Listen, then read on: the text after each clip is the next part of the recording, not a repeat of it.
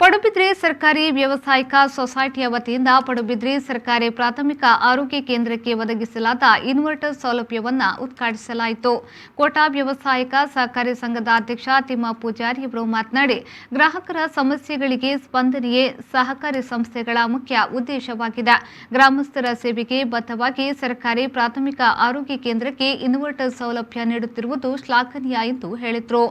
ಅಧ್ಯಕ್ಷತೆ ವಹಿಸಿದ್ದ ಪಡುಬಿದ್ರಿ ಸಹಕಾರಿ ವ್ಯವಸಾಯಿಕ ಸೊಸೈಟಿಯ ಅಧ್ಯಕ್ಷ ಸುಧೀರ್ ಕುಮಾರ್ ಯರ್ಮಾಳ್ ಅವರು ಮಾತನಾಡಿ, ಕೊರೋನಾ ಅವಧಿಯಲ್ಲಿ ನಡೆದ ವ್ಯಾಕ್ಸಿನೇಷನ್ ಕಾರ್ಯಕ್ರಮದ ಸಂದರ್ಭದಲ್ಲಿ ವಿದ್ಯುತ್ ಇಲ್ಲದೆ ಆಸ್ಪತ್ರೆಯಲ್ಲಿ ಅಸ್ತವ್ಯಸ್ತತೆ ಉಂಟಾಗಿದ್ದು, ಇದನ್ನು ಗಮನಿಸಿ ಸೊಸೈಟಿಯ ಆಡಳಿತ ಮಂಡಳಿಯ ಸಭೆಯಲ್ಲಿ ನಿರ್ಣಯಿಸಿ ಇನ್ವರ್ಟರ್ ಸೌಲಭ್ಯ ಮಾಡಲಾಗಿದೆ ಎಂದು ಹೇಳಿದರು.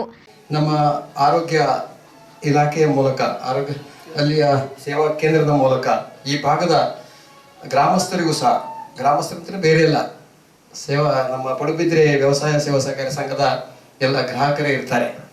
ಅವರಿಗೂ ಸಮೇತ ಆ ಸಮಸ್ಯೆ ಏನಿದೆಯೋ ಅದನ್ನು ಪರಿಹರಿಸಿಕೊಡ್ಬೇಕು ಎನ್ನುವಂತಹ ಆ ಒಂದು ನಿಟ್ಟಿನಲ್ಲಿ ಚಿಂತನೆಯನ್ನು ಮಾಡಿ ಈ ಒಂದು ವಿದ್ಯುತ್ ವ್ಯವಸ್ಥೆಯ ಇನ್ವರ್ಟರ್ ಹಸ್ತಾಂತರ ಮಾಡುವಂತಹ ಒಂದು ಅವಕಾಶ ನಮಗೆ ಕಲ್ಪಿಸಿಕೊಟ್ಟಿದ್ದಾರೆ. ಅವರಿಗೆ ಅಭಿನಂದನೆಯನ್ನು ಸಲ್ಲಿಸ್ತಾ ಇದರ ಸದುಪಯೋಗ ಆಗಲಿ.